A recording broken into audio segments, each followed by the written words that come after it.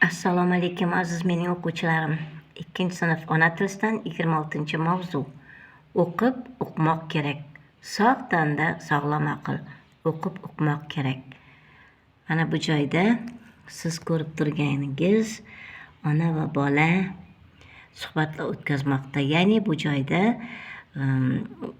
doktor o'yinini o'ynamoqda. Ona qaysidir tabletkaning ma'lumoti, uning nima uchun kerakligi, yo'riqnomasi, qaysi kasalga ekanligini ko'rsatilgan yo'riqnomasi bilan tanishtirmoqda. Mana bu kichkina bir hikoyani eshitamiz. Doktor Sherzod, nima qilyapsan? Onasi aytdi. Sherzod, boshim og'riyapti. Shuning uchun dori ichmoqchiman. Bu nimasi? O'zingcha ichaverasanmi? Sherzod, dadam boshi og'risa shu dorini ichadi-ku. Yo'q, avval dori qutining ichidagi yo'riqnomani o'qish kerak. Mana qara, 12 yoshga to'lmagan bolalarga mumkin emas deb yozib qo'yibdi. Sherzod, men buni bilmagandim. Shuning uchun ham yo'riqnomani o'qish kerak. Ona, shuning uchun ham yo'riqnomani o'qish kerak deydi. Endi biror dorini ichishdan oldin mana shunday matnlarni erinmay o'qi va nima qilish kerakligini tushunib ol. Mana bu joyda mushukcha ham bilmasdan qandaydir dorilarni ichib qo'ymoqchi. Albatta u yo kasal bo'ladi, yo o'ladi. O'ylab ko'ring, dori qutisi ichidagi yo'riqnomalarni ko'rganmisiz? Shokolad, saqich yoki ichimlik qadog'i matnlarni o'qiganmisiz? Albatta, har bitta dorining ichida yo'riqnomasi bo'ladi. Yo'riqnomasida kim ichish kerak, necha yoshdan, necha tomchidan, necha donadan, necha gramm, milligramdan, mana shu to'g'risida yozilgan bo'ladi. Albatta, yo'riqnomani o'qimasdan dori ichish mumkin emas. Yo'riqnomalar nimaga kerak deb o'ylaysiz? Hozirgina tushuntirdik. Yo'riqnomani o'qimasdan hech qanday dori mahsulotlarini iste'mol qilish kerak emas. Albatta, buni doktor yordamida, uning retsepti yordamida olingan dorilarnigina yo'riqnomasini o'qib, so'ngra iste'mol qilinishi shart. Birinchi mashq, yo'riqnomadagi matnni o'qing. Mikroto'lqinli pechdan foydalanishga xavfsizlik qoidalari. Albatta, mikroto'lqinli pechdan hamma ham foydalanavermaydi. Chunki buning foydali tomoni ham bor, zararli tomoni ham bor. Foydali tomoni bizga ovqatlarni tez isitib beradi, zararli tomoni esa o'zidan nur chiqazadi. Bu nur odam uchun unchalik foydasi yo'q. Bu joyda ovqatni juda uzoq vaqt isitmang deydi. Tez isitib, tez olish kerak. Qurilmani suvdan himoyalang. Albatta, suv idishli, suvli idish yonida turish kerak. Turli buyumlarni qurilmaning ustiga qo'ymang. Turli buyumlar degani plastmassa idishlar, yaltiroq idishlar, temir idishlar, mana shularni bu qurilmaning ustiga qo'yish kerak emas deydi. Ovqatni isitishda hech qachon metal idishlardan foydalanmang. Metal idishdan, so'ngra kosalarning chetidagi yaltiroqdan qilingan joylari, chiziqchalari bo'lsa, undan foydalanish kerak emas. O'zining maxsus idishlari bo'ladi. Albatta, ana shu idishlarni topib, so'ngra mikroto'lqindan foydalanish kerak. Xavfsizlik yo'riqnomasini o'qib nimalarni tushunib oldingiz? Ikkinchi savol. Mikroto'lqinli pechdan foydalanganda yana nimalarga amal qilish kerak? Yangi qurilma sotib olingandan quti ichidagi foydalanish yo'riqnomasi kitobini ko'rganmisiz? Albatta, har bitta texnik vositalarda bo'lsin, boshqa bir foydalanadigan texnik vositalari, masalan, o'sha dazmol, undan tashqari bizga kerakli bo'lgan kir yuvish mashinasi, shu kabilarda yo'riqnoma albatta bo'ladi. Qanday ishlatiladi, qanday suvdan foydalanadi, dazmolni har bir materialga qaysi o'zining gradslari bilan dazmol qilinadi, shu to'g'risida sizga yo'riqnoma berilgan. Ikkinchi mashq, o'qing, kalit so'zlarni aniqlang va yozing. Kalit so'zlari deganda nimani tushunamiz? Kalit bu har bir gapning aniq ma'nosini bildiradigan so'zlari bo'ladi. Ana o'sha gapni biz bilib olishimiz kerak. Mahsulot tarkibi. Mahsulot qadog'idan tarkibi degan so'zni izlab toping. Bu joyda kaliti so'zi tarkibi. Tarkibini ko'zdan kechirayotganda eng birinchi 3 ta moddaga e'tibor qarating.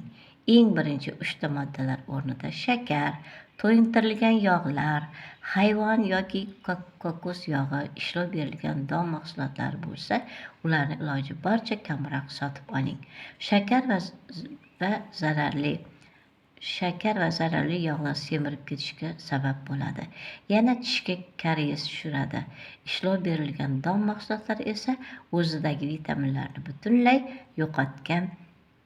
yo'qotgani uchun sog'lig'ingizga deyarli hech qanday foyda keltirmaydi. Akademik jurnaldan matn o'qib nimalarni tushundingiz? Albatta, bu matnda biz o'zimizga kerakli, foydali maslahatlardan tushunib oldik.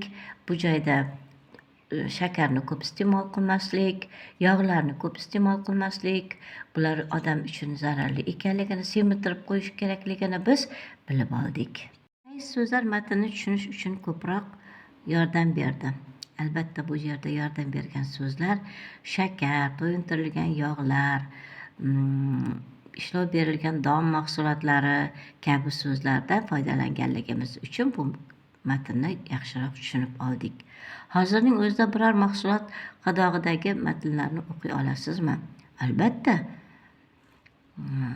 Biz qadoqlangan kukuruz bor, chips deymiz, kartoshkadan qilgan, ana o'shalarni o'qib, ularning mazmunini tushunib, so'ngra iste'mol qilishni bilamiz. 3-mashq. Rasmlarga qarang. Ayrim karton qutilarning ustida mana bunday suratlar bo'ladi. O'ylab ko'ring, bu suratlar nimani anglatadi? Bu haqida matn yozing. Albatta, mana bu joyda stakanni, zontikni rasmi, quyosh va bu joyda mahsulotning almashinuvi, ya'ni strelka bilan ko'rsatib qo'yibdi.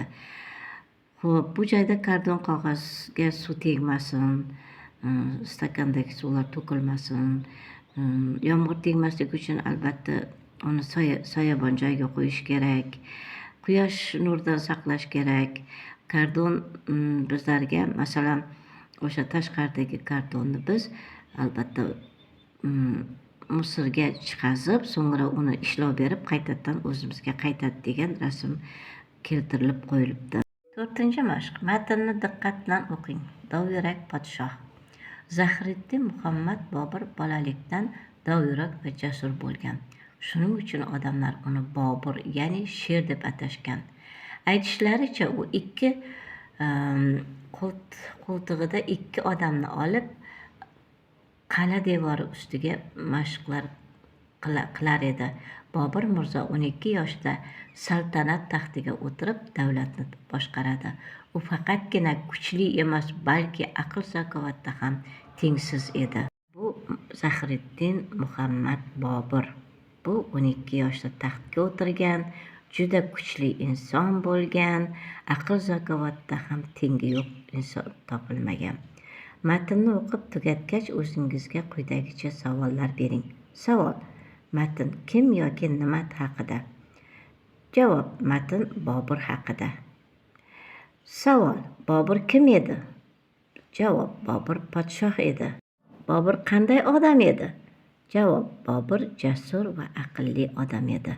Deb ham matnga tushunib savol berasiz, ham javob yozasiz.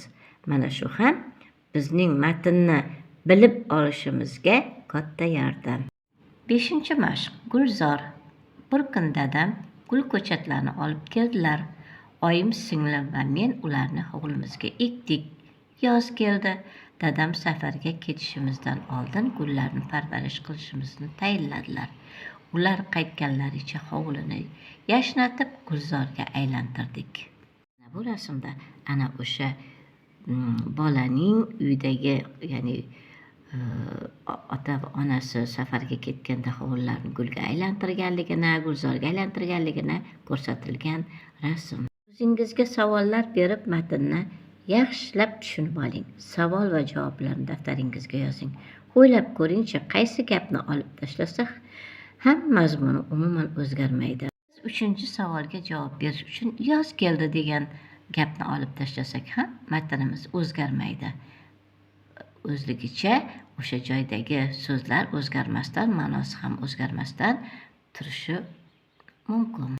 4-mashq kabi bunga ham savol berdik. Biz kim gul-ko'chat olib keldi? Dadam gul-ko'chat olib keldi. Biz ularni qayerga ekdik? Biz ularni hovliga ekdik. Dadam bizga nima tayinladi? Gullarni parvarish qilishimizni tayinladilar. Yoz keldi, olib tashlash mumkin bo'lgan gap. 6-mashq. Matnni o'qib topishmoq javobini toping. Kimga nima? 3 dugona maktab oshxonasiga kirishdi. Ulardan biri shirin choy, ikkinchisi pirog, uchinchisi esa sharbatga buyurtma berdi. Kamola sharbatga buyurtma bermagandi. Ya'ni mana bu joyda 3 ta qiz turibdi. Kamola sharbatga buyurtma bermagan edi. Kamolaning qo'lida nima turibdi? Pirog turibdi. E'zoza sharbatga ham, pirogga ham buyurtma bermagan edi. E'zoza birinchi turgan qiz sharbatga ham, pirogga ham buyurtma bermagan. U nimaga buyurtma bergan ekan? Bu shirin choyga buyurtma bergan ekan. 3-qiz E'zoza sharbatga ham, pirogga ham buyurtma bermagan edi. Malika nimaga buyurtma bergan? Ya'ni 3-qiz Malikamiz sharbatga buyurtma bergan ekan. Qo'llardagi biz mahsulotlardan bilib oldik. Tarjimani yechish uchun qaysi gaplar yoki so'zlarga ko'proq e'tibor qilish kerak?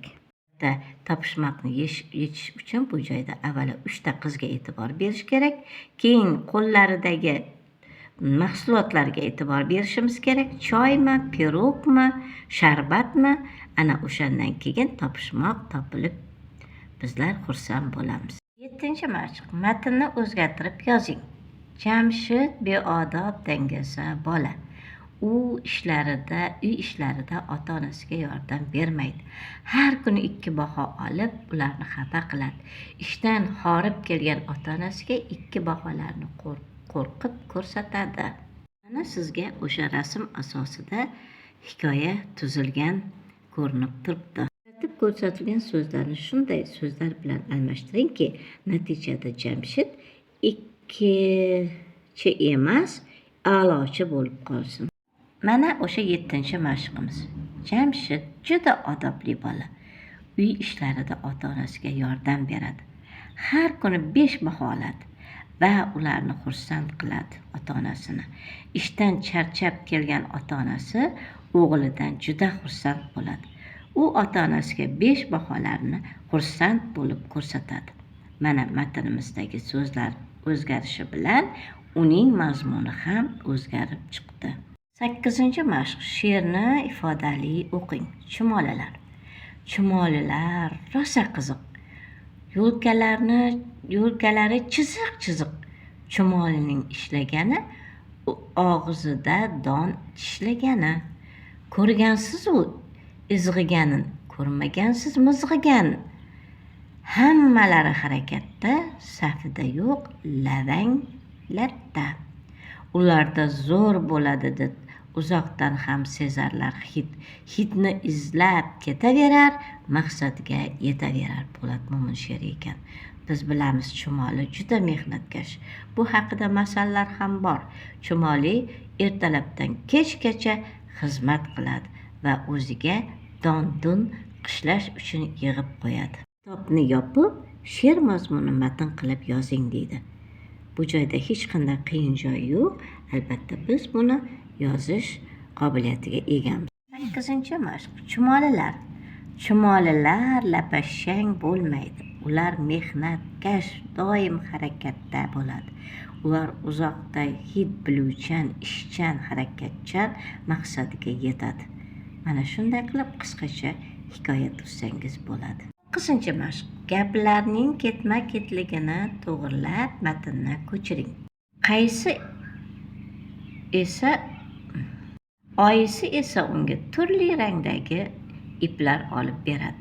U chiroyli nimcha va paypoqlar to'qiydi. To'qiganlarni ukasi va singlisiga sovg'a qiladi. Madinaning qo'li gul. Mana shu 4 ta gap asosida chiroyli hikoya tuzamiz. Gaplarni biz o'rniga qo'yamiz. Birinchi, Madinaning qo'li gul. Oyisi esa unga turli rangdagi iplar olib keladi. chiroyli nimcha va paypoqlar to'qiydi. To'qiganlarni ukasi va singlisiga sovg'a qiladi deb 4 ta gapni o'rin-o'rniga qo'yib yozamiz. Mana o'sha 9-chi mashqimiz. Madinaning qo'li gul, oyisi unga turli rangdagi iplar olib beradi. U chiroyli nimcha va paypoqlar to'qiganlarni ukasiga va singlisiga sovg'a qiladi. 10-chi mashq. Qarama-qarshi ma'noli so'zlar ishtirokida matn tuzing. Mana bu joyda 2 xil rasm turibdi va kun, quyosh, issiq, oy, sovuq, tun degan so'zlar ishtirok etgan. Biz mana shu so'zlarning qarama-qarshi ma'nolarini ishtirok qilib matn tuzamiz. 10-chi mashqqa mana bunday matn tuzildi. Insonlar kun-tun mehnat qiladi. Issiq-sovuqni parvo qilmaydi. Quyoshli va oyli kunlari ular mehnatga yarasha o'zining yetishtirganlarini terib oladi. Mana sizga chiroyli hikoya. 11-chi mashq. Matnni o'zgartirib yozing. Uyquni ba'zilar dangasalik alomati deydi, ammo me'yorida uxlash salomatlik garovidir. Ayniqsa bolalarning sog'lom ulg'ayishiga uyquning foydasi katta. 8-9 yoshli bolalar a'lo bahoga o'qish uchun kunduzi kamida 1 soat uxlashni odat qilishlari kerak. Ayniqsa darsdan tashqari mashg'ulotlarga qatnashadigan bolalar kunduzgi uyquga rioya qilishlari shart. Bu yoshdagilar bir sutkada 9-10 soat uxlab olishlari lozim. Matn nima haqida? Matnga diqqat bilan e'tibor beramiz. Matn bu joyda bolaning dam olishi haqida yozilgan. Matnda qanday foydali tavsiyalar berilgan? Matnning ayrim gaplarni olib tashlab ko'chiring. Shunday qilingki, matnning mazmuni o'zgarmasin. 11-chi mashq. Uyquni dangasalik alomati deydi. Me'yorida uxlash salomatlik garovidir. Bolalarning sog'lom ulg'ayishida uyquning foydasi katta. 8-9 yoshli bolalar kunduzi 1 soatdan olsa a'lo o'qiydi. Bu yoshdagi bolalar 9-10 soat uxlab olishlari shart. Bu hikoyadan mana shunday qisqagina matn yozildi. Bu joyda ayrim gaplar olib tashlandi, kerakligi yozib sizlarga ko'rsatildi. Uyga vazifa. Sevimli qahramonim sarlavhasi ostida matn tuzing. Uyga vazifa ekan. Sevimli qahramonim deganda men bo'g'irsoq haqida ertakni oldim. Bo'g'irsoq haqida matn. Bo'g'irsoq juda hammaning sevgan qahramoni. U ertakda chiroyli obraz yaratgan. Uni bobosi va buvisi pishiradi, sovisin deb derazaga qo'ysa,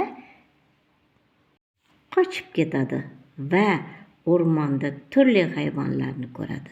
Ularga ashulalar aytib beradi. Shu tomoni menga yoqadi. Shuning uchun u hammaning sevimli qahramoniga aylangan. Bo'g'irsoq ertagini bilmagan odam bo'lmasa kerak.